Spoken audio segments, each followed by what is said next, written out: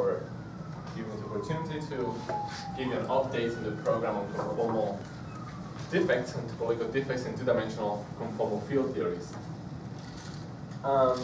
Just to put us in the right mindset, recall that conformal defects are objects, geometrical objects that we use to join different conformal field theories. So if you have two conformal field theories, A and B,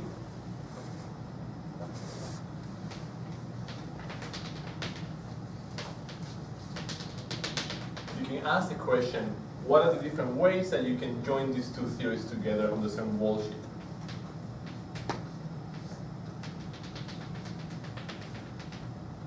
Okay, and this is how you obtain a defect. So instead of working with individual conformal field theories, you can work with a whole set of them. Initially, people worked on conformal field theories in the bulk. Later on, work by people like Carty introduced boundaries on the wall sheet. And when you do that, you see that you obtain new degrees of freedom. New boundary states and new boundary fields that are not evident, but don't exist at all if you have trivial boundaries. You can think of a theory that has a boundary trivially as a defect, where the other theory is just identity operator. Now you can bring this up to a more general case by allowing to have not the trivial identity on one side, but another full conformal field theory on the other side of the defect. So defects not only allow us to bring together field theories in a way that is consistent, but they also carry information. Any symmetries, any duality or action that you can have in the theory can be expressed in terms of defects. For example, last time we talked about RG flows in terms of topological defects. In that case, the description of the defect was an algebraic description using metric factorization. Today we're going to take a different approach, where we have a representation for this defect as linear maps going from the Hilbert space of one theory to the other theory. A nice picture to keep in mind is something like this. This is something taken by yours truly back in like 2009. These are two spherulites of isotactic polypropylene, and it's actually two-dimensional. This is a two-dimensional field theory. I mean, a two-dimensional system. And you have, it was crystallized at 135 degrees Celsius and annealed isothermally at that temperature, and there was two nucleation sites, one here and one here, and then the crystals grew until they formed this boundary again. So you can think of this as a defect. Now it's not topological, the things that have been allowed to move around is fixed there. So it's more of like a consistent boundary condition between two systems. In this case, we have the same theory on either side, but they have different characteristics. For example, this is a radially formed from this point and from this point. Or in case it would be more general than this, but this is like a nice picture, an opportunity for me to bring back my undergraduate work. So let's switch to the work. So we'll be talking about conformal defects that are between S1 mod C2. To do this, we use a method called unfolding procedure, which maps d-branes on the bigger theory, T2 mod C2 squared, to defects between the circle orbifold. The boundary theory, the d-branes for T2 mod C2 squared, were not written down, so we first had to work on this area here. This is an area in conformal field theory where people actually try to obtain these type of objects. For example, we have the boundary theory for T4 mod C2 was written down by Rovensberger and Brunner and Entin in 1999. Also, the boundary theory for free fermions and bosons was written by Gabriel and Regner in 2001. And before that, in 1997, the boundary theory for S1 mod C2 was written by Affleck and Oshikawa. This is, all of that work is before the idea of defects. So let's see. Okay, I can use this. So let's just review first the free boson. This is our action here, okay? It's just a free boson. But now we're gonna allow untwisted fields, which are these X here, and twisted fields. Untwisted means that when we go around the circle, so our wall sheet is a half cylinder with a boundary. When we go around the period, we come back to the same field. Twisted means that now when we go back, when we go around the circle, we come back to the same solution with a minus sign. So we have this action with C2, action on the boundary on the fields. Now, these solutions that you see here are in the bulk. Okay? When we introduce a boundary on the wall sheet, we have to satisfy this condition, equation 4 here, which tells us that anti-holomorphic and the holomorphic part of the n-dimensional tensor has to be equal to one another. This is true because this is the only way for the word identities, which tell us how the correlators of the conformal field theory transform under infinitesimal transformations. So for that to be true, for those transformations to be correct, this has to be true on the boundary. If we expand this expression, okay, if we expand this expression, we obtain this relationship here, which tells us that the left Virasoro algebra is related to the right Virasoro algebra in this way. Ln equals Ln bar with a minus n in the subscript. So we define this defines a boundary theory. This defines a boundary theory, a conformal boundary theory, and it's going to be all of those elements of the Hilbert space that are consistent with this condition. This is only true whenever you have a boundary. So this is hard to solve in general, this equation here. But for a free theory, we have some wiggle room, and it's the fact that we can express this difference here in this way when we go to the real coordinates. This is telling us that there is no flow of momentum or energy across the boundary.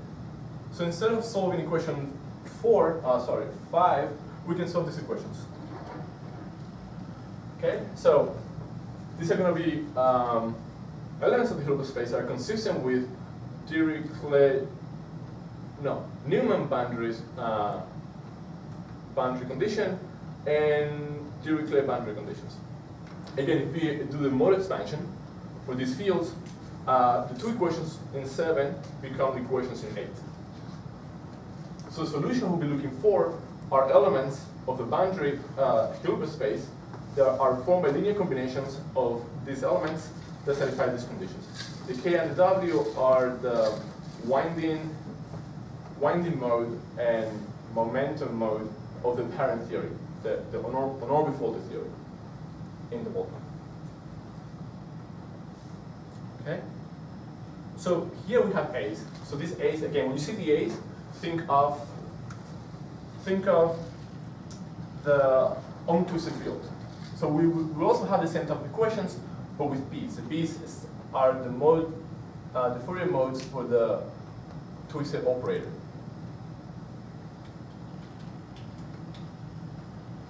So this was solved already, as I said before, for the S1 mod C2 orbital. These are the boundary states. So we have untwisted boundary states. Untwisted because the action of C2 on these guys, D is for Dirichlet and for Newman, O is for orbifold, leave these states invariant. And they're formed by taking linear combinations of the Dirichlet and Newman boundary states of the circle theory. Okay? So these guys here are elements of the boundary theory of S1. And the expression for those is given here. Okay, so that was solved a while ago. So the Dirichlet states encode information for Dirichlet boundary conditions, and similar for Newman boundary conditions in this guy. So this X parameterizes the boundary, and this tilde parameter parameterizes the T-dual variable. Now, that's for the elements that are untwisted in the boundary theory. We can also solve the same equations for the Hilbert space, for the twisted elements of the Hilbert space. Now, those are more complicated because they come as linear combinations of the circle theory and the fully twisted solutions. Fully twisted solutions are those solutions to these equations here, where the last line, where we take b's, okay? And the need to take the linear combination comes from the Cardian consistency condition. So here we have, this is an element of the circle theory. This is the Newman, this is the Dirichlet, and these are the same type of solutions, but now expressed with the B oscillators. Different from the circle theory, the fully twisted elements can only live at the fixed points of the orbifold, at the end points of the orbifold. What is the small EC and Oh, great, good question. Okay, so we won't have them on the board all the time, just whenever we have to do things explicitly. This EC is a generator for the elements of a circle, and ET is a generator for the elements in H twisted. Yeah. So these are just like X direction and Y direction in this direction.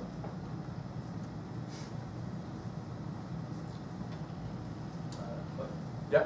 What's the dimension of these Fourier spaces? So the dimension. So these are Fock spaces. Okay. So for example, I mean, you can take. So okay, in the twisted case. So in the twisted case, you have only this Y naught is 0 or pi r. But in the consistent case, this Y can actually take any values between 0 and pi r. Okay, but once I fix Y naught, then there's just this D state and this D orbital. Yeah, that's right. That's right. Yeah. Should I think of it like a D brain? Yeah, that's correct. That's correct. Yeah. It's like some kind of coherent state of all your. Yeah, that's exactly right. I mean, the full solution, all the solutions that you can obtain, for example, in the untwisted case. So don't take the sum, just take this guy here. Okay. I mean, this is infinite dimensional. But not all the solutions to this equation are allowed. So these lines that you see here, 11 and 12, for example, are solutions to equation, the two equations in 8. And that's an infinitely dimensional space. But the ones that are consistent with us are not all the solutions. We have to take these coherent combinations that only use these two states. Why not just X naught? That's phi naught tilde. Say it again. Is phi naught tilde just X naught tilde? This is the T-dual variable to this guy. What's the X naught tilde delta? X naught tilde here. Is this? Oh yeah, this is that's right. Okay, This is and it. capital M is Yeah. W Capital N in the sum in the exponential I and R. here. The capital N in the first Oh, that's person. right. Yeah, good typos. Yeah, that's right. Yeah. So now that was so that was a review for the boundary theory of S1 mod 2. Maybe you just answered this, but Yeah. why do you need EC? EC, Yeah, EC. well, isn't there just a state in the original Hilbert space that you can write kind of explicitly that replaces EC? Why do you need that basis vector? Previously you didn't have it, right? No, well, they should always be there. I'll take them out here and there when it's obvious, it's clear, but no, this is fully living. Yeah, so this element lives in this guy here. So this is the coefficient for this generator. Ah, I see. Okay. You're projecting it onto the. Yeah. Okay. So let's do the same thing for our space, the bigger space, T2 mod C2 squared. In that case, now we have two directions, right? We have basically two segments. So we have a torus, and we're orbifolding by C2, so we get some sort of segment, and some sort of segment here by orbifolding by C2. So we have these two directions. So the equation we solved before become vector equations. In this case, these are the solutions to these equations are the untwisted D-branes. Okay. The top one will give us, they have the same sign, in between. So is fully Dirichlet or Fourier-Newman in both directions. This omega matrix here is 1 minus 1, so we have a sign difference. So we will have Dirichlet in one direction and Newman in the other direction. And we wrote compactly this vector to vector, which is taking the oscillators in one direction and the oscillators in the other direction. We can get solutions which are partially twisted by taking into consideration also the T oscillators now. But with these PIs are projectors, which will project out one of the B's. So PI acting on B on the line will be just PI. That will give us then this. So if you have a 1 here, then the first equation, this vector equation, is just A's. And then the second equation, second line, will have A's and B's. So one part of the D brane will be untwisted, the other part will be twisted. Or we can consider solutions that are fully twisted, twisted in both directions. So these are 4 equations here, and 8 equations here. Instead of listing, so what we do in this work is what we do is obtain the solution to all these equations. I'm not gonna give you all the solutions because that would be, boring. So what I do is I just run through with you how to get one of the solutions, or a couple of them. By the way, we're looking at S1 minus C2 because this will give us 50%, the remaining 50% of all the C1 CFTs. So the phase space of all the C1 CFT looks like this. This leg here, all the CFTs down here are some sort of S1 theory. But all the ones in this line over here, so the phase space is just these lines, not the board. So there's some S1 minus some C2. So the defects were built already here by Brunner and Backus. So if we do this, then we're going to have, we'll know how to join all the defects, all the CFTs, in the C1 models. Okay. So let's first take a look at the untwisted case. Remember that before the untwisted case in the S1 model C2 were built by taking symmetric combinations of the boundary states in the circle theory. Okay, so that's what we have to do here. This D1 that you see here is a D1 brane in the T2 theory. Okay, now if we take C2 cross C2 symmetric combination of that, we obtain its partner in the T2 C2 square.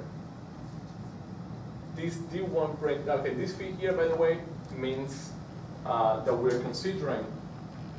So we have the total orbifold is at these 2 segments, but we have an X1 and an X2. We rotate them also, so we have X, some rotational matrix by phi, SO2, acting on X. Okay, this is, I'm going to call this with an R over here. So that's why you see this phi here. It's more general. If we put in there what those D1 are on the right-hand side, this is what it looks like. This is a bound system of D1 branes wrapping one of the directions of the orbifold, and K2 other D1 branes wrapping the direction of the target space. Okay. Beta are the points where the D branes are. Yeah, that's right. That's right. Yeah.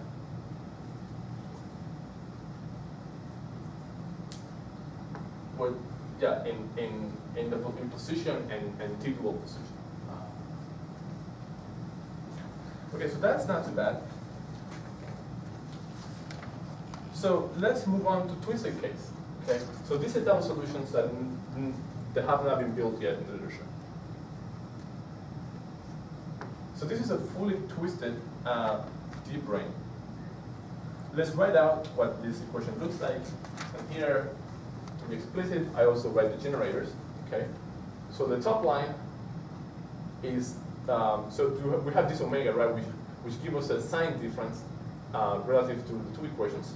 So here we have fully Dirichlet, and here we have fully Newman, twisted. So for example, this guy here, you see, can only take something, so EC is for the untwisted, C is for the circle.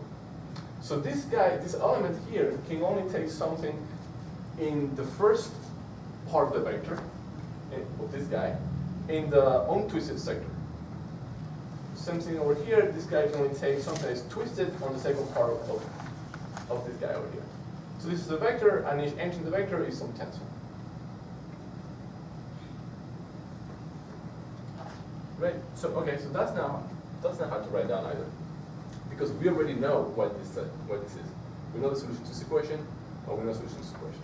So V, this big V here, is this guy here, which is a tensor between the twisted Dirichlet and twisted Newman solutions. So even though this is not hard to write down, it's very useful later. We'll see why. Okay, so for that, let's explicitly write out what this looks like, this solution here. When you write it out and you simplify things, you can ignore all that, just ignore everything, just come to this line here, you can write it this way. So you have an element which is also a combination of vacua coming from the sum over here, for example, or this part over here. All of that is put in here. And then another part which is just operators. These A's, remember, this is the untwisted oscillators. This B vector are the two untwisted oscillators. And then we have a C and a D. C is defined here. It's the same thing as a 2 vector, but now we have A in the first entry and B in the second entry. And D is the other way around. But first it was just notation to make it look like nice and compact. Then it became very, very important.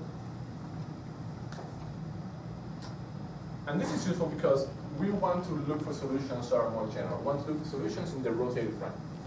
Yeah? Sorry, shouldn't there be someone over factorials or something in that class? Sum over n factorial? No, like a factor. Oh no, it's a product. I see. Yeah, and this is some formal writing. Actually, this is a coefficient. For example, let's pick this guy right here. The first operator is a coefficient of something of this guy.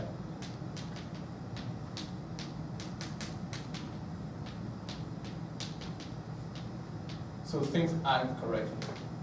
Okay. So this is why this guy only adds some things that are untwisted in the vacuum part.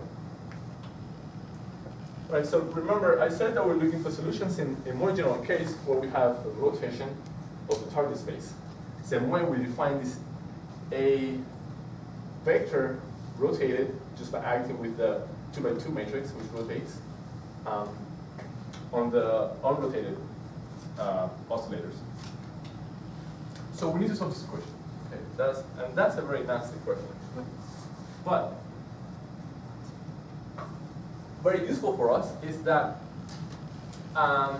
this rotation is an automorphism of the U1 cross U1 algebra, and it also preserves the Virasoro generators. Okay. So what is that telling us? The solution to this equation, it has the same form as the solution to this equation that we already saw. So it's not the same solution, but it has the same form. That lets us write this right away. So without having to do much work, after that realization, we know that the solution in the rotated frame is the same, has the same form. So we have the same oscillator part, except that now these matrices are given with this phi subscript. Subscript is the rotated frame version of the omega matrix. Okay, and now we have to find out what this vacuum part is. To do that, it just means the usual sine cosine 2x2 matrix. The R matrix. Right. This R matrix is just a 2x2 rotation matrix. That's right. So that thing has like cosine, That's diagonal, sine. That's right. Okay. So, all right. So to determine the vacuum part, we look at the n equals 0 version of the system of equations here. That's because the n equals 0 case of this equation can go through all these oscillators and act directly in the vacuum. The vacuums are really some combination. a priori infinite combination of elements like this. This K's and W's are the U1 representations of the parent theory, sorry, of the unarmed folded theory. So now there are no B0 K's. In the twisted solution, B0 is just 0, so we only have to solve this equation here. When you write that out, this is what it looks like. Using this information, we have to solve this, and it's easy. There's only one unique solution, and it's this one here. Okay, that's not too bad.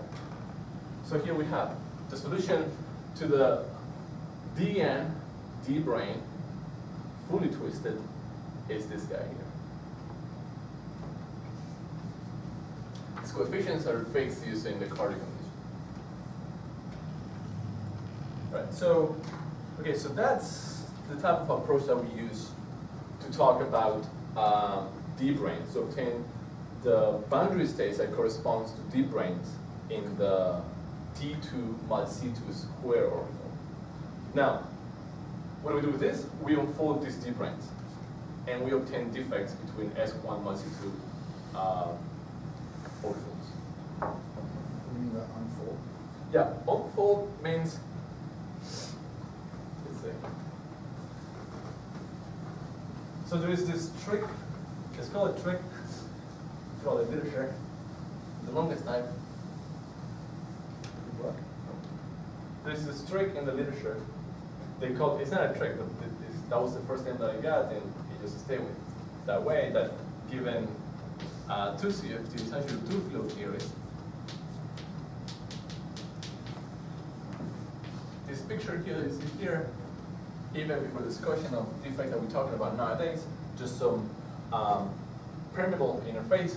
This picture here is equivalent to consider this just a hard boundary, and CFT1, and so CFT2.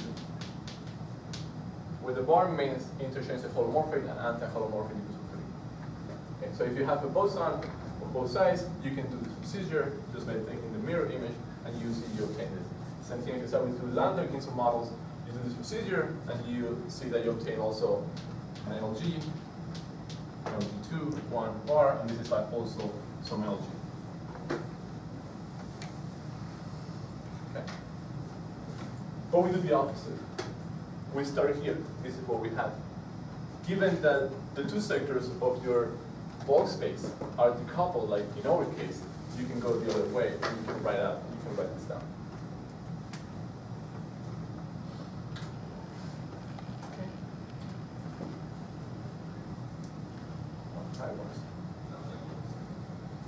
So unfolding is a map. It's this map here. It's going to give us. It's going to give us the elements of the boundary theory of the Hilbert space. And it's going to map that to linear maps from the Hilbert space of one theory to the other theory.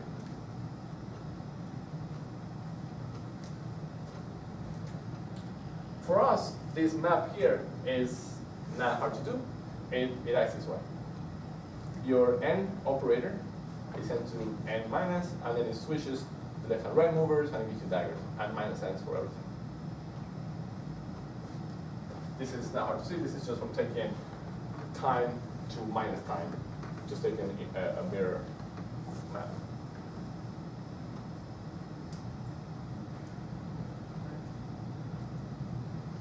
Any questions? Okay, so in the previous part of the talk, we were in the picture where it's the CFT1. Yes, we're here. And what was CFT1 and CFT2 bar, for example? Just so this is just two copies of this guy here. Yeah. So the CFT1 and CFT2 are the same. That's right. That's right. And what we did, we built all the D-branes using the boundary state formalism. We built the D-branes for this guy. So we will use these boundaries. Yeah. But are the D-branes on that boundary, or are they at any position in the ball? Would you choose? No, that's right.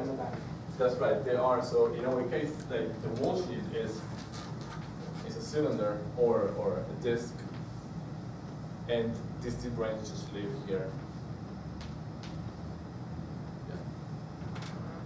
Yeah, so those, they're localized. They're localized just to. Just using the boundary state formula, right, for the CFTs. That's So those in DC CFTs, right? BCCFT? BCFTs or boundary. Yeah, that's right. Yeah, but it's the modulus of where the B brain lives. Why do I have to take that to be like the boundary of the? Why can't I consider B brains? Oh, okay. Okay, I got it. I'm getting confused between the sheet and the target. Right. Okay. Yeah. Yeah. So everything we do is worldsheet. Yeah.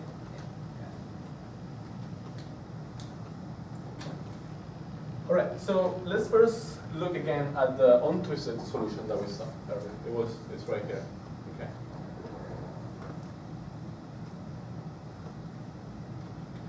So if we unfold it, it's mapped to this element. We call it E, and it looks like this. So this oscillator part is mapped to here. So it's nice to see, but it's just all we did was this part here. It's last line 50. We have line 50 here. And then the vacua, same thing. This part here is mapped to here. Again, you can see how we send the n to the minus n, for example, and then we interchange the left and right. Yeah, that's right. Now, this is a formal expression, again. Whenever you see something with a dagger, that element is acting on the left of this vacuum expression. And whenever you see something without a dagger, that's acting on the right on this expression. So this is just a concise way to write it. Is that okay? What is the R1, R2 arrow notation? Yeah, so this is, okay, so this is a deep brain taken on this D2 mod C2 square, and we have different radii for the different legs of the torus. That's R1 and R2. Now when you unfold it, It's on R2. this is a defect sitting between two circles or folded with different radii. Why is the oriented different?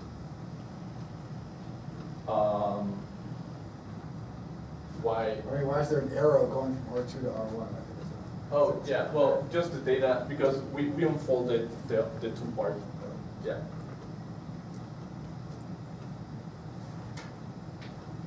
So these are very general solutions. By fixing what phi is, it's phi here, here, for example. By fixing that, and by fixing these integers, you obtain a specific examples. We'll see that later. So these are general families, general solutions. Please, okay. So as I was saying, let's take phi to be a multiple pi with 2, for example. We obtain, again, even though we're fixing it to one element of the family, we're still obtaining a bunch of solutions, parameterized by this case. And this case actually has satisfied some conditions also. If we fix it to a multiple of pi with 2, we see that this defect becomes a tensor between Dirichlet on one side and Newman on the other side. So now the theories have decoupled. There is no information flowing from one theory to the other. It's just a consistent boundary condition giving you Dirichlet on one side of one theory on the left and Newman on the other side. Or if you take this other combination of case, Newman and Dirichlet.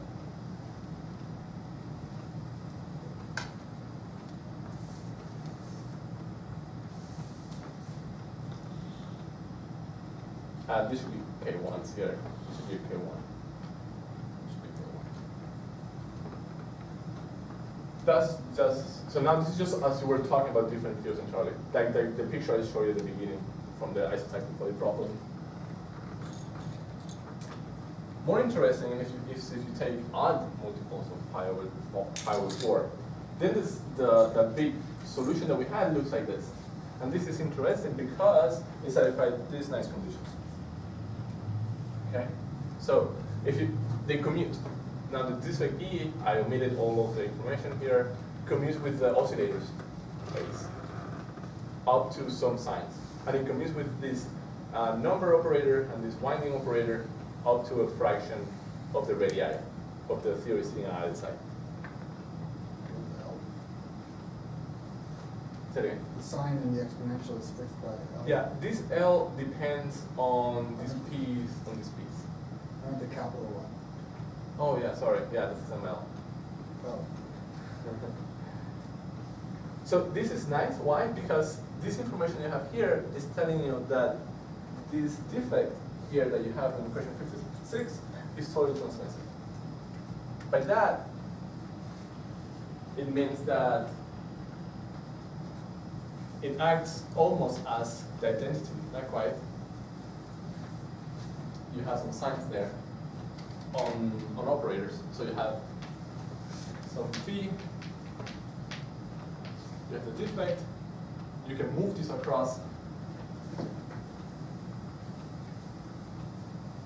can move this across, so this picture looks like D acting on past 2. So you can move it across, field insertion, without paying any price. Well, if my operator is the number operator, then I get this from scale, right? That's what these last lines are saying. Oh, what do you mean? So how should I interpret physically the equation 59? Equation 59,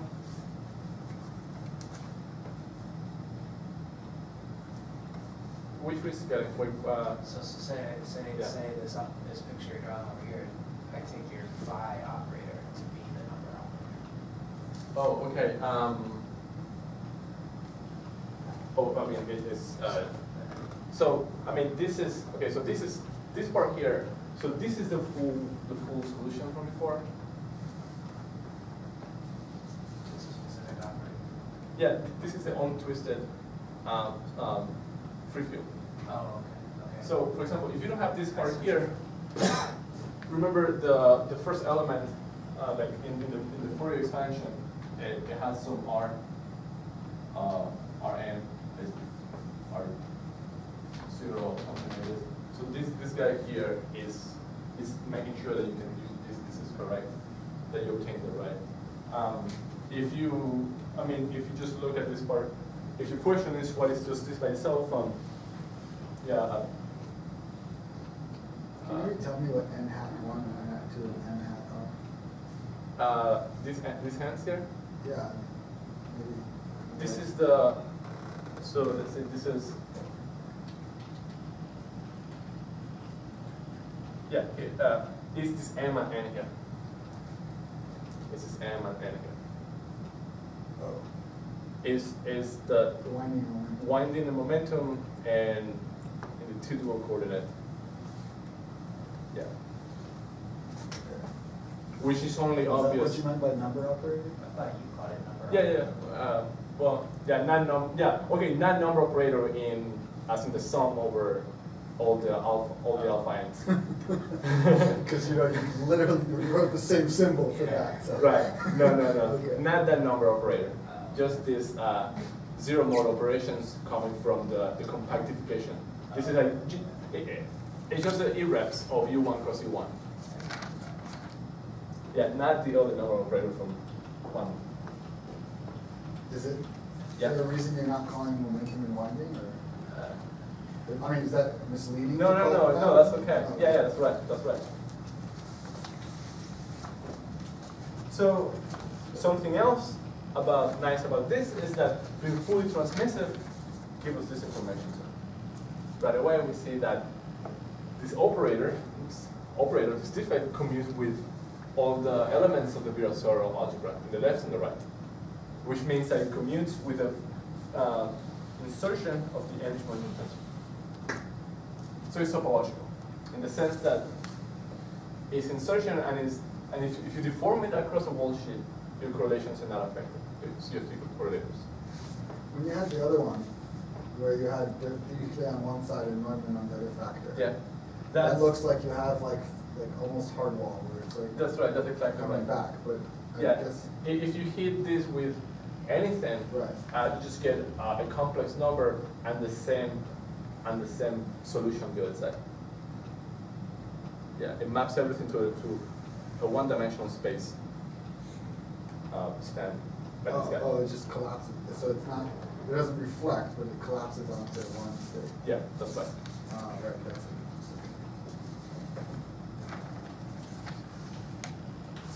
Okay. So to look for topological defects, what we see here is that we have to do is look for transmissive defects. So the discussion that we have seen so far has been in the untwisted sector. The twisted sector is where it gets interesting. This is the part that it took work to figure out what was going on. So in this case, now you have to generalize. You have to bring in a little bit more machinery. So for that, we have to look for those transmissive defects in the twisted sector. Okay? Sorry. Yeah. But the previous slide, you don't have to go back, but I thought that was already had twisted. No. All you saw that was A's, right? What A oscillators. What was the difference between the one I was just asking about and the transmissive one? It doesn't commute with your U1 algebras. It was phi equals even or Yeah. not. Okay. Yeah. Sorry. Yeah, that's right. So now we know that we have to look at phi equals some odd multiple pi over 4 in the twisted guys as well. So this is the same defect that we saw before, the big defect in the twisted case, LDN. Actually, I don't know if I show you, but this is the unfolding of the big twisted deep ring. You unfold it and you fix it to phi to this value, and it becomes this. And what is that? This is nicely written in this way. So these are, again, we're explicitly writing what the generators are. Here they are. A's means that we put A's everywhere. B's, we put B's everywhere. C and D, remember it's a half twisted. You have a vector which is A and B, or B and A. Right? Maybe it's right there. Let me see. Right, when you see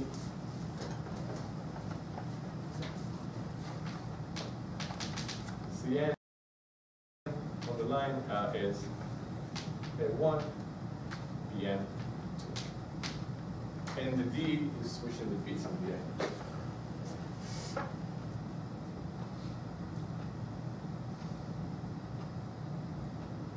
So that's why I said that making this definition was nice, because now everything can be written the same way. Okay, so is this transmissive? Well, it's interesting because all the elements that make up this defect in line 64, so all of those guys in line 64 are in a way transmitted in their, with respect to their own natural oscillators. So if you're talking about the part of the defect that is fully untwisted, that is the subscript is A, that thing is transmissive with respect to the A's. If you have one that is with coefficient C, that guy is transmissive with respect to C.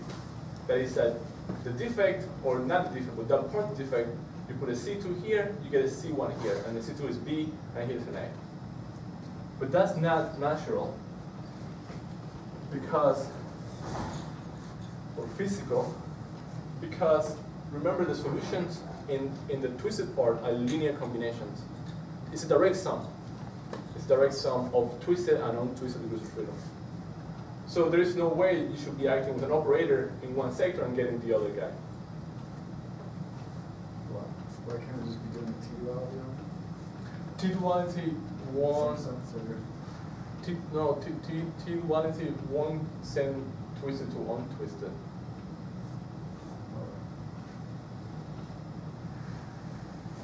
Yeah. Well, you're switching the periodicity. Yeah, T-duality, for example, it will do that. It will do that. Yeah. But it will act on the untwisted part. It will work there, and it will work on the untwisted part, on the twisted part.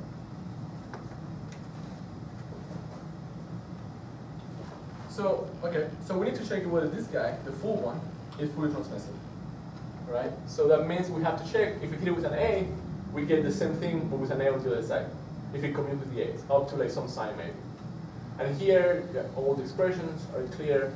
So this is A2 is acting, this is a coefficient of this tensor here. So it's A2 acting on the second part of the Hilbert space, and 1 is identity acting on the left. when you do the computation for all of this and use the previous information, you obtain this. You obtain this part here. Okay, ignore this part. You obtain here. So this is like as it was commuting, like we saw before. You commute with the A's up to some sign. Right, so that's nice. But now you have all of this also. Not only that, but you have now sometimes a B here. So that was very scary. Then you try to do the same thing with the B. All right, does it commute with the B's? No, with the B's, but then you have all of the stuff over here. And at least now it's written in a nice way. For a long time it was not in this nice way. That was sad. But then if you combine these two expressions, you obtain this. Okay, you have this is a defect. Okay, this is this line between the two theories, and it knows how to commute not with the A's and the B's, but with the linear combinations of A's and B's. So if you have defect A plus B, you get A plus B defect.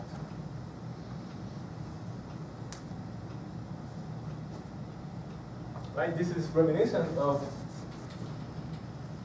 if you went back to the untwisted case, we have this expression where you have defect A defect, or now we have the same thing, but instead of A, we have A plus B.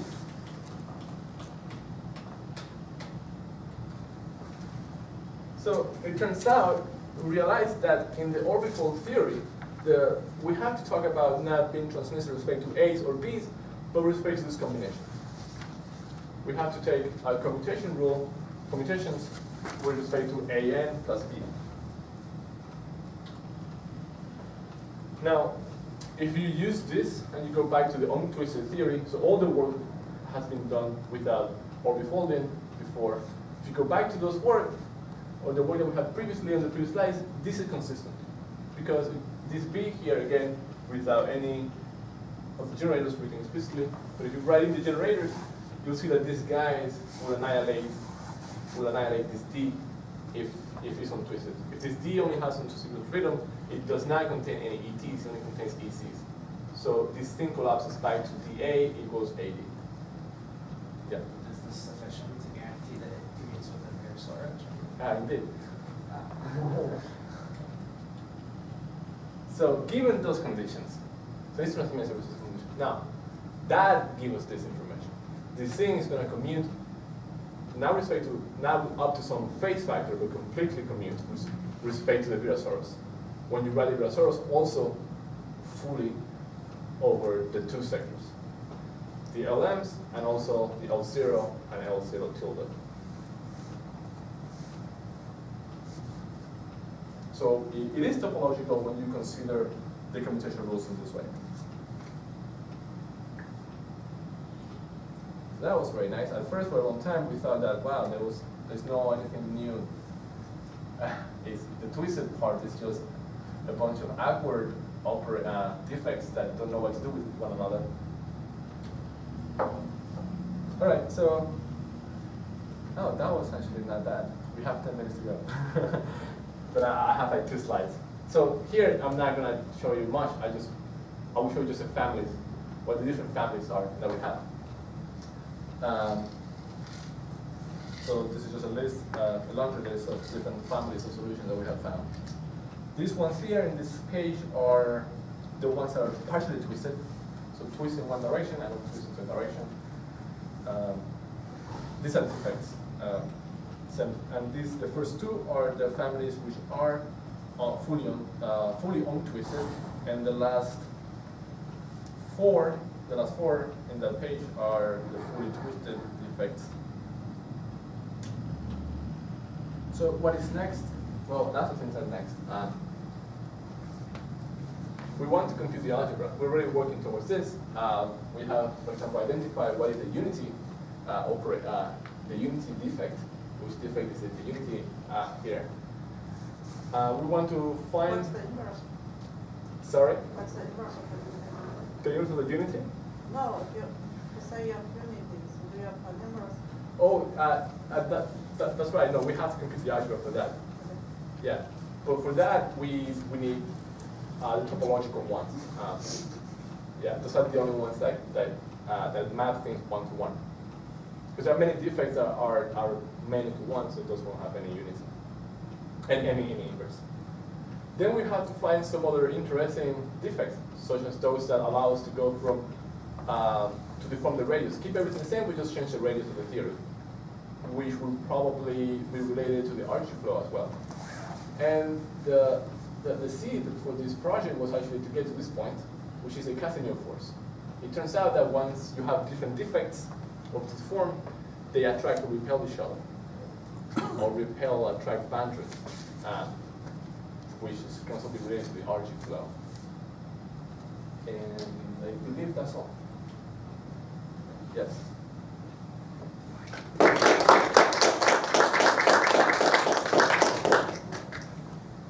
This one's, Yeah. so all the listed defects you kind of mentioned at the end there, those are all topological? No. No. No. Yeah. Yeah. That's right. No. This. No. To be topological, you have to look at elements of these families. So. Yeah. Fixing the parameters k or phi will give you. Okay, but in each of those families, is there a special case which is topological? Not in 76, for example. 76 doesn't have any topological or transmissive defects whatsoever. This guy is like this guy here, and this guy is like this guy here, except that they are like singletons relatives of these families, and they don't have any topological. No, they're not topological, for example. Yeah. But for the rest, for all the other ones, yes, there will be elements which are topological or fully reflective in each case. Actually, no. For example, here, no, these guys, none of these guys can be topological, and you can see that because if you look at these oscillators, the ones and the twos are not touching each other. So there is no way you can hit this with an A, for example, and bring down an A on the other side because it's not mixing the one and the two. The ones are acting on one side and the twos on the other side. So none of these can be transmissive. I should have asked this a long time ago, but what is the significance of it being topological? Why is that the kind of thing that you care about? Topological are nice because those are the ones that are going to give you symmetries. If you want to talk about symmetries in your theory in terms of defects, you need to look for the topological ones, for example. Because they can be reversed. Yeah, they'll be consistent with the conformal transformations. Yeah. But some things are not topological and they're useful. For example, the defect that changes the radius of the theory. Yeah. That's not topological, but it's important.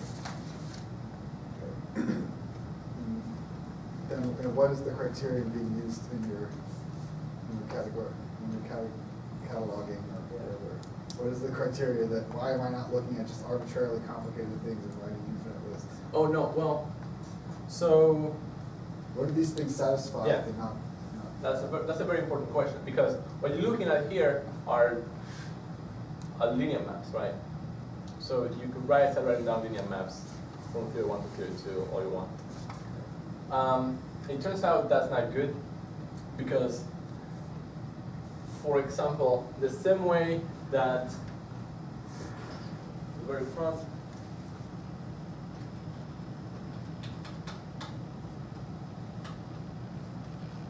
for example, here, this equation here, don't take the linear combination of them, just take this part here with this exponent in the vacuum. That part satisfies this equation here. Satisfies equation 1 and 2, satisfies this equation, for example. So in a sense, it's a boundary state because it's consistent with this. But it's not Cardy consistent. Cardy consistent means that when you, so these are,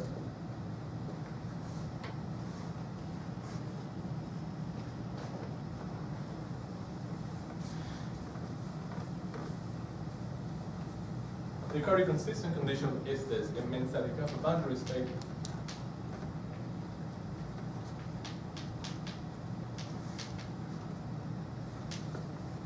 and you take this amplitude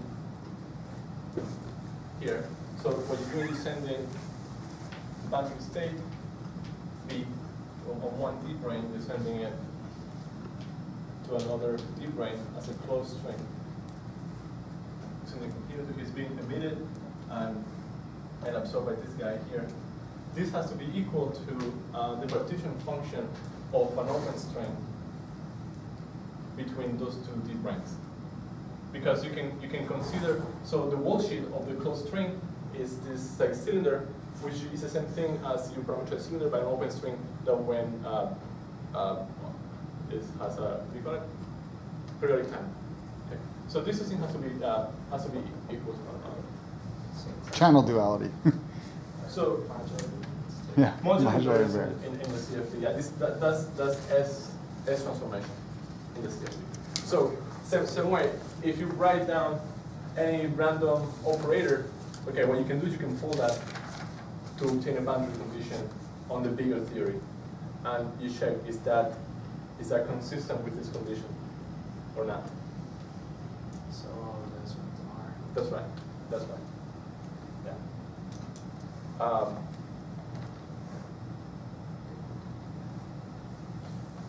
More questions? Unless, let's take it. Yeah.